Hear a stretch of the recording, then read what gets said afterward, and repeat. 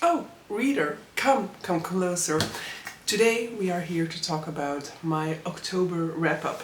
In October, I basically had another one of those super ambitious TBRs that in principle I failed. I was 500, a little bit under 500 pages short of completing everything I wanted to complete within the month of October. I mean, that is after removing a book already from it, so I was more like 800 pages behind, let's say it like that. And that maybe has given the impression to people that I was having a very bad reading month, but actually I had the best reading month of the year.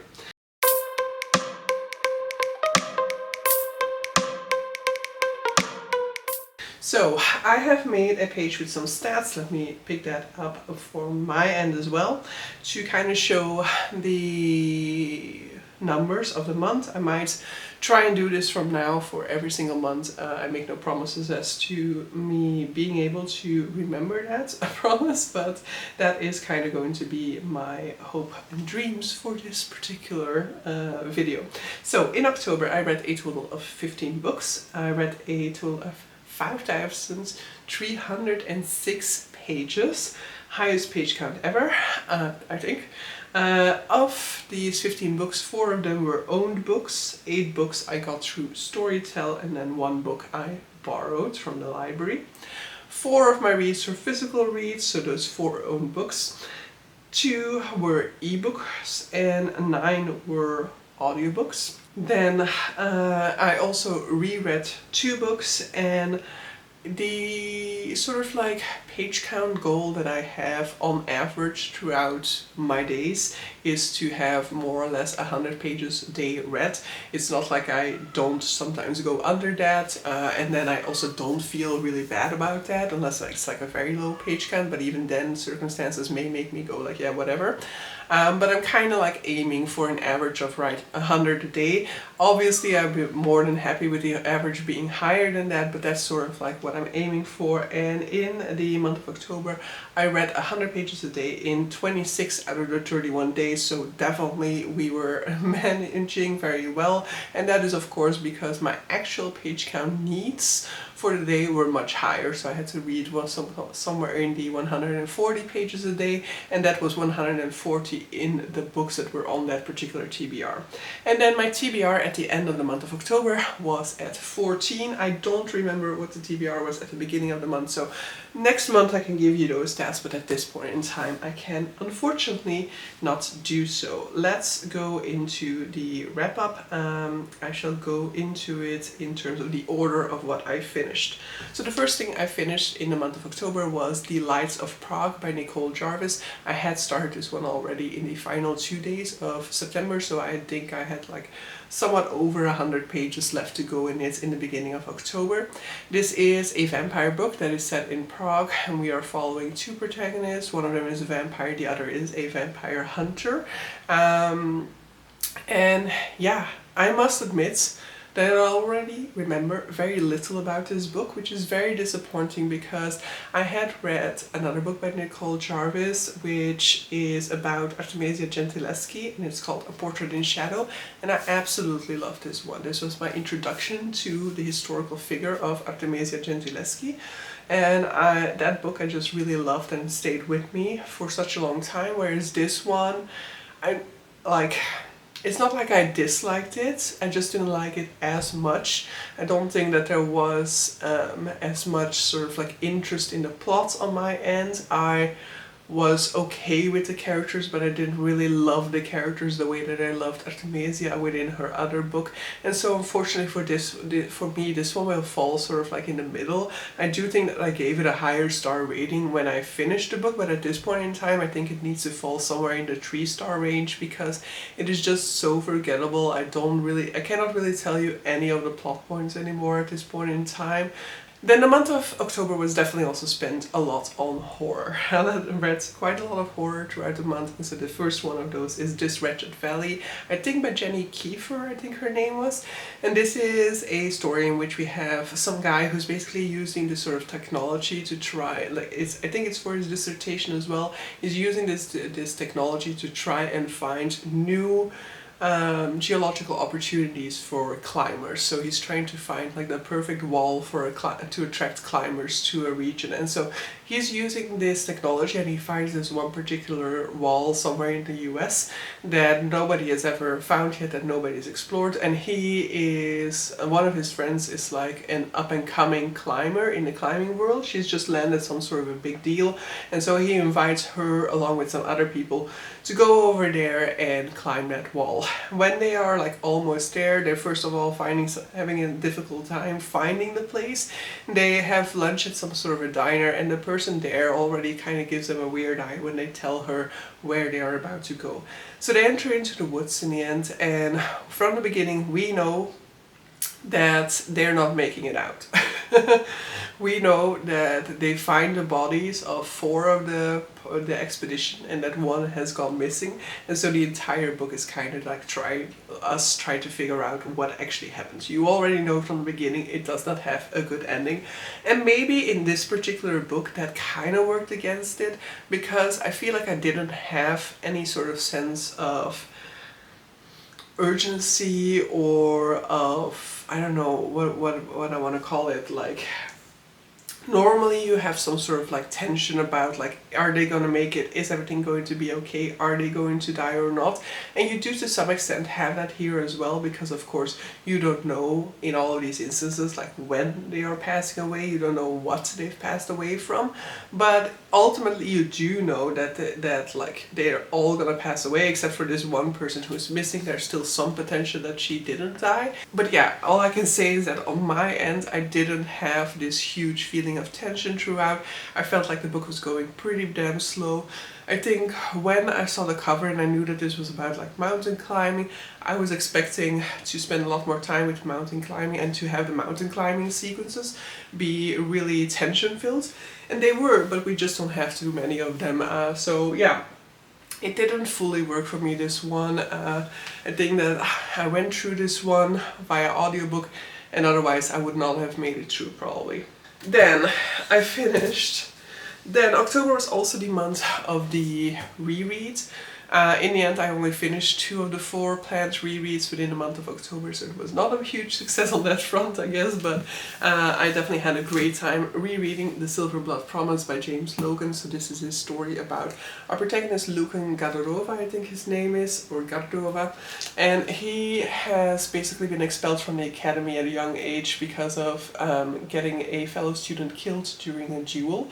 And he is now whiling away his time in taverns, drinking and gambling, away from his mother, from his homeland, away from his father, who's very much disappointed in the direction his son's life has taken. He is sought out by the steward of his father's estate, informing him that his father has been murdered, and has left him a final note with 3 words on it: Lucan, Safrona, and Sandrusa. And so with these words he is sent off to the city of Safrona to try and figure out who killed his father and take revenge. Now, this sounds very much like a murder mystery plot. It is not. It is an adventure fantasy. The murder mystery element definitely plays a role within the book, but it's more sort of like the frame around which the adventure will take place, and sort of like the trigger to start off our adventure. I love this one. It's really fast-paced. It is got like really fun characters. It's kind of like if you don't find yourself vibing with the character of Lucan and Flea, which we meet early on, then maybe this book will not be for you, because that is sort of like the foundation to why I love this book. But yes, for me, huge success. Next I finished Mexican Gothic by Silvia Moreno Garcia, which was almost a DNF. So I read this one as an ebook, and I was really about ready, 60% in, to give up on it. I even asked like over on my Discord, like, should I give up on it or not?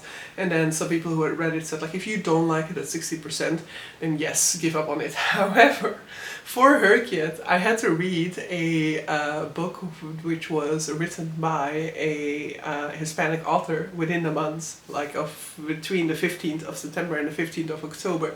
And so I had to finish it because I had like 1 day left at that point in time, I feel like. So it was like, yeah, I cannot start anything new. I have to just finish this one. And to some extent I'm happy, because basically around the 60% point is when things finally kicked into a higher gear.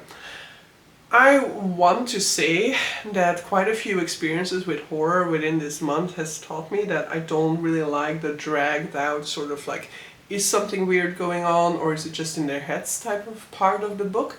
Though that then contradicts with another book that I had later, so I'm still not entirely sure whether that really is what didn't work in this book for me or not. But so basically here we start off with our protagonist, who's just like this young Mexican socialite, and she is like interrupted at a party with a message from her father, who asks her to go deeper into the countryside and visit her cousin, because he's just received a letter from his cousin which is very weird, which sounds like nothing like the way that this girl typically is, and it sounds like very like it's an alarming message in any case. So our protagonist goes over there to visit her cousin and is instantly kind of wary of what she finds there. It's a very old house, it's very dark, there's no electricity inside, so you have to like light candles to get around.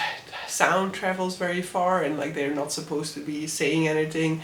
She feels a lot of animosity coming from the sort of like woman of the house. There's some weirdness with the sort of like patriarch of the house as well, and like the real patriarch, like the oldest generation in the house, she barely sees him because he's always upstairs, and the only one that she really seems to get along with is like one of the younger male members of the household, and her cousin on her end seems very much withdrawn, lifeless compared to what she was before she married into this family. But so yes, if you go into this, know that it is definitely like, it is a gothic horror, you have a lot of that vibes, that's already clear from the description that I gave, but that is going to be drawn out for a very long time, and I did get along with it better once things started to kick into higher gear, but I still think that just didn't work for me, and I don't necessarily know why not, because I don't really think I have enough of a grasp on horror as a genre and my taste in it to know why this one didn't work for me, for example, whereas the other one that I'll talk about later did. Next up, I listened to Seven Surrenders by Ada Palmer, which is the second book in the Terra Ignota series. So Terra Ignota is a series that I find very difficult to describe, and I've heard that these first two books actually were supposed to be one book altogether originally, which makes sense because the second book definitely heavily builds upon the first one, revisits events from the first one, and gives us more motivation, more clarity on what was actually taking place. But it's basically like sort of the central figure for book one is our narrator, who's called Mycroft Kenner. We find out throughout this book that he has somewhat of a dark history, but he's also somebody who's just sort of got like his foot into every single plot line that is going on within this world. He is somebody you can hire to do chores for you, and so he's basically been hired by every single major player within the world, and therefore is very much involved with the central plot of this storyline. And the central plot mainly revolves around two elements. One is the manipulation of a list of like the top important people within this world, and the second thing is sort of like a plot that involves the taxi service that a particular household within this world runs. And so we find ourselves at the beginning of this book with this household having just suffered a loss. The person in their household, the person that was sort of assigned to their household to take care of their spiritual needs, has passed away, and so a new spiritual leader is about to arrive. And when he arrives, he lands upon a weird scene, because he enters and there is a boy surrounded by these toy soldiers who have been brought back to life. The next thing I finished was once again a horror, and that is Ghost Station by S.A. Barnes. This is a horror story set in space. We have more or less a similar setup to what we had in Terra Ignota, where we have a therapist in this case who is entering into this crew after the death of one of their crew members. And she is not really getting along with the crew in the beginning. The crew is like running a lot of jokes on her, a lot of practical jokes. She is not really like trained to the extent that they are because she's just a psychologist, so she's often kind of falling for these tricks and therefore looking rather unprofessional or rather, stupid in their eyes. And then she also has a background that kind of turns people away from her because she is part of this very wealthy household. However, she was kind of like adopted into them, and she has basically known a very rough childhood that we will be exploring throughout this book as well. However, this definitely means that there's quite a lot of antagonism between the crew and her because she is a member of basically what we would call a mega corporation at this point in time, and so that is definitely not something that is going to make the rest of the crew like her out of nothing. And so this book takes place on a space station, as I indicated, and some weird stuff starts to happen. However, there is also this sort of like disease, which is sort of like a mental illness that she is there to kind of see whether any of these crew members are suffering from that, and that is also kind of pulling into question whether these things are really happening or whether this is just like symptoms of this condition that she herself might also be experiencing at this point in time. But yeah, once again, this was a book where a lot is drawn out because of that setup with that mental illness being there. It is also, for the reader, there's this sort of tension between is something actually happening or not for the longest time. And this is another one where I feel like it didn't fully work for me. It worked better for me than this Wretched Valley, for example, because I did care more about the relationships between the people. I did like our protagonist, and I did want to know more about her background and this horrible event that she kept on referring to within her past. And I did like finding that out, I did find that interesting. But as a whole, I still think that the horror element itself didn't fully horrify me, pull me in, make me suffer anxiety. So it ended up being a bit of a dot in the end for me again. Next up, we started a weekend of reading short books. I read a ton in that, so we have quite a bit to go through here. So first up, I finished Paradise Rot by Jenny Wahl, which is a Norwegian story about this girl who goes off to university, and basically about her sort of like lesbian sexual awakening.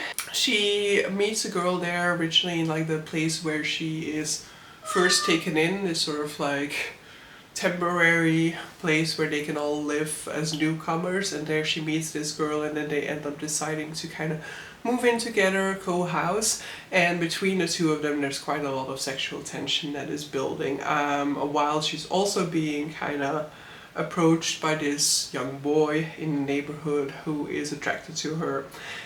This has a lot of bodily fluids and a lot of sort of like listening to people pee, talking to people while peeing, laying in somebody else's pee and stuff like that. So be wary of that ahead of time.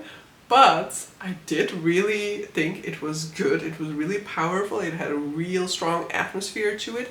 It had a bit of that horror feeling to it, which I wouldn't say that there isn't much horror that really happens in it, though there is some reveal at the end that makes you go like, oh, was that what was actually happening? But yeah, it definitely has the atmosphere absolutely there. Like, while most of this book, normal stuff are happening, you do have this creepy horror atmosphere going on because of the fact that it also has a lot of symbology about rotting going through the book as well. But yes, I thought that this one was really, really good. I would very much recommend it. It's very short reads, and I thought it went really like well. Next up, I finished Alley by Junji Ito. This is a short story collection by him, and I really liked that one because I had previously only read one Junji Ito, and I can never remember what the name of it is, but it's like based off a Japanese novel, and it's not really horror, where Junji Ito is very much known for his horror manga. I do think that there were like horror elements in it, but it's like the book in itself would not be called a horror. And that one I just didn't like because I just couldn't stand the protagonist.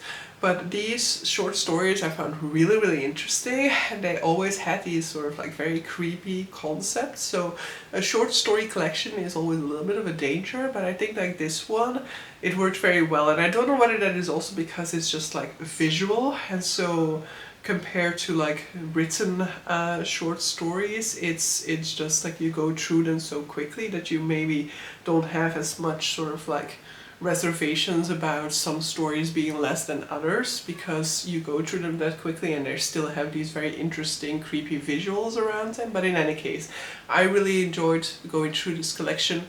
Yes, there were pieces that were stronger than others, and I like that most of them have this sort of like dark twist towards the ending. A dark ending in a horror short story anthology, I think, is like chef's kiss. Next up, I read The Ballad of Black Tom by Victor Laval. This is a story about a guy who is basically kind of pulled into these dark circumstances, and for me the short story was a lot about sort of like becoming the monster that people have created, a lot about racism, and I enjoyed this one, but I gotta say, similarly, it's once again one that I also feel like I don't really remember too much about at this point already. Of course, I consumed quite a lot of stories in that weekend, but there are definitely like 3 that stayed with me, and like the rest is a little bit more blurry at this point in time. Next up, I read Ring Shout by P. Jelly Clark, which I gave 5 stars to. Really great short story. Cannot say too much about it, of course, because it's a short story, but basically the concept is that we're looking at a crew of black people who's basically hunting the KKK, the Ku Klux Klan. However, the Ku Klux Klan isn't just like the human monsters that we know from history, but there are actual monsters within the clan. Basically, when these Ku Klux Klan members like participate in horrible events, it seems like they get transformed into Ku Kluxes, which are the monsters, and they're basically going around hunting these. This is also a lot going a lot into sort of like generational trauma, past trauma, racism obviously, and yeah, I just thought it was super well done. Next up, I listened to The Bell Chime. Forgotten the name for this author, and I gotta say that I don't remember a ton of this. The concept behind this was really strong, because we basically have this sort of like chime that only our protagonist hears, and I believe that this was a story where our protagonist is sort of like a famous person, I think, and one day when she kind of goes downstairs to go to the local grocery store, she finds a sort of like poster in the hallway with like a crazed picture of herself, and then she is like she's reported missing in it. And this story had to do a lot with sort of like memory and the unreliability of memory, and the way that memory kind of transforms the further away you get from it. But yeah, it was eerie, definitely. But I thought that the concept was really strong, but that ultimately the where it went, I don't even remember where it went, but it wasn't like it disappointed me. I do remember that. And then the final thing that I read throughout this weekend was Hunger by Choi Jin Young, which I should have over here, but yes, which is a Korean translated novel about cannibalism, but it's romantic cannibalism. Basically, we started the book with this woman whose husband has just passed away, and she is slowly devouring him because she doesn't want to have any piece of him lost to her. She wants to have all pieces that are left of him inside of her, and so that she can live on for the both of them. And similarly, there's also this element of sort of like protecting what is left of him from others, because there has been some financial difficulty, and so she's kind of protecting his body from being potentially sold off. This is mainly going to be a reflective novel looking back at their past and at how things had gotten to that point. I would not call it a horror novel, in spite of the fact that it has cannibalism in it, but which of course the cannibalist descriptions are quite gruesome. I mean, I don't think it's written in a way that makes it extra gruesome, but just thinking about it is quite gruesome. So it's not like a lovey-dovey book neither, but I would definitely not refer to it as being horror neither. It's not written with the intent of causing you to fear or causing you to be grossed out, because otherwise there would be much more of a description of the actual cannibalism acts that are taking place within this book. Then I borrowed Audition by Katie Kitamura from the library. I listened to this one on the audiobook, and this one kind of went into the horror vibes, which was unexpected. This is one of the books that is shortlisted for the Booker Prize, and we are following an actress who is who's taking part in this play, and one day she is like asked for a coffee break with this one guy, and he is basically asking her whether she might have been his mother. Like, he's convinced that she is actually his mother. However, she immediately answers to him like, yeah, I'm sorry, in that interview that you heard of me one day, you heard that I gave away my child, but actually that was just like a euphemism on the side of the journalist, because I had an abortion done, so it is not possible for you to be my son. He accepts this reasoning, and things seem to move on as normal. However, he does continue to take part within this play, being like the assistant to the director, and so he does continue to be in their sphere. And around the midway point of this book, there's like a 90-degree angle rotation to the story, where you're initially very much sort of like discombobulated, disoriented, like, what is going on? Wait, what? Huh? How have the circumstances changed to this extent? Which is very meta, because the play that she was kind of taking part in, that she is practicing within the first section of this novel, is a play in which she is basically kind of got a full grasp of her character, except for one moment, which is a sort of like pivotal twist in the character that happens midway throughout the play, and she just cannot seem to understand how the character goes from A to B within the events of the play. And this is what we as a reader experience within the whole of this novel, where halfway through something massively changes, which makes us go like, how did this happen? And that whole second section to me felt very much sort of like I was in a horror novel. The atmosphere, the vibes, that sense of disorientation definitely gave me horror atmosphere.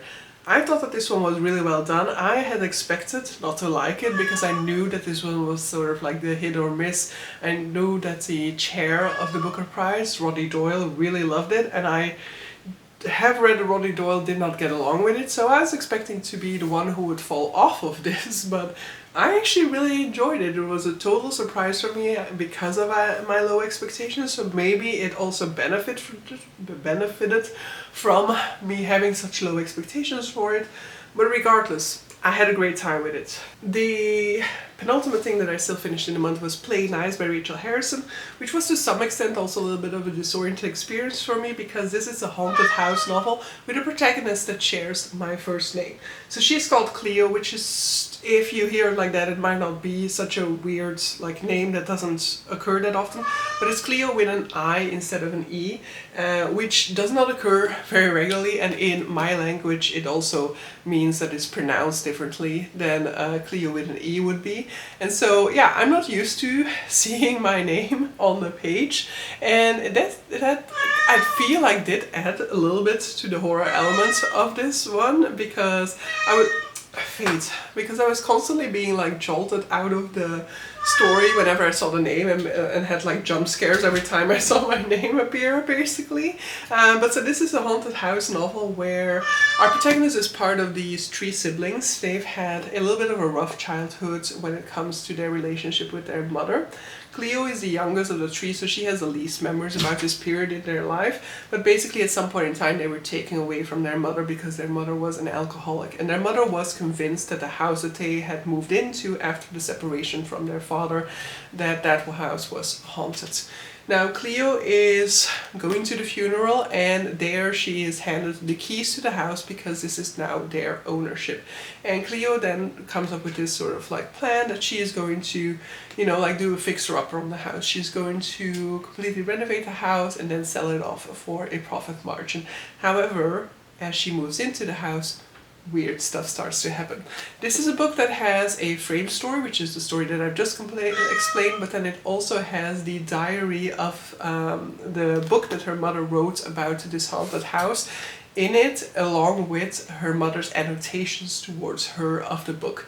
And so we get both the current story as the story of what was happening at the time of the hauntings that her mother experienced. And so yeah, I thought it was very well done. I love that sort of dual framework of getting her mother's book and getting the annotations for it, and I really enjoyed this one a whole lot. And then the final thing that I still was able to finish within a month, because I definitely also was in the middle of 2 other books by the end of the month that I just wasn't able to finish. But the final thing I did finish is The Stardust Thief by Chelsea Abdullah, which is another one of the rereads for this month, because I do want to go into the sequel, The Ashfire King. In this one we're mainly looking at 2 protagonists. We're looking at Luli, who's known as the Midnight Merchant. She is a girl who lost her entire family in a bandit raid on their nomadic camp in the desert, and she is now living off of selling merchandise. Particularly, she's very well known for being able to obtain rare jinn relics. This is a world that has jinn in it, and the jinn are very much ousted by society, hunted by society. They used to be much more numerous in the past, but a lot of them have been hunted to, not yet the brink of extinction, but definitely to lower population numbers. The other character that we're mainly focusing on is Maven, who is one of the princes of the realm. He is the third son, the youngest son, I believe, and he is living a very sheltered life after his mother was killed, and he has basically never really been allowed to leave the palace unless like escorted and stuff like that. However, he has a sense of adventure, so he regularly basically like dresses up and skips out on the palace to go about town, and basically what he's mainly interested there is stories, because his mother was a famous storyteller, and so he loves listening to stories. However, on one of his first nights he's followed by a jinn on his way back.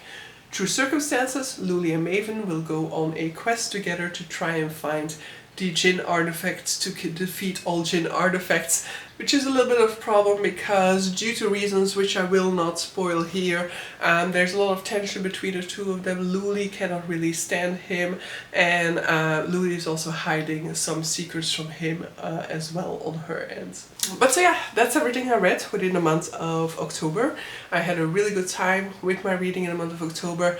I definitely did decide that I didn't want to focus as much on the numbers as I had done in the month of October, because, as I said, like, it gave this sort of like distorted feeling of, oh, I'm not doing well enough, oh, I need to like push harder, I need to try and find more pages to get read, I need to stop focusing on other things. But I was actually mainly focusing on reading, just because of the fact that, you know, I was just reading stuff that wasn't counting for the readathon. And that definitely had to do with the fact that I didn't have books that were audiobooks on my TBR. So I think we saw here in the statistics, now the statistics are very skewed this month, of course, because having read so much short books, but we definitely see a huge skew in the version towards audiobooks. I think normally in a month it will probably be more of a mix between physical and audiobook, but it's definitely a mix. It's never like fully physical or majorly physical, which means that I need audiobooks to get me through the pages as well, because I listen to audiobooks whenever I go to work. So on the commute, I listen to audiobooks when I'm cooking, I listen to audiobooks when I'm cleaning. I sometimes don't have the energy to read physically, then I will listen to an audiobook. And so I get through quite a fair bit of pages just that way. And so when I don't have anything that is sort of like on my, I need to read this, list that is Audible, yeah, then we're just gonna run into issues. So if I make a list like that again in the future, where I'm like, I need to get to these books, then I need to realistically look at the mix between audiobook and physical, because if it's all gonna be physical, I'm not gonna make that page count. I mean, there's no way. But so yeah, I think that that's all that I need to say for this video. Hope you guys enjoyed it. Let me know what your favorite book of the month of October was, and hopefully you'll have a great reading month in November. Bye!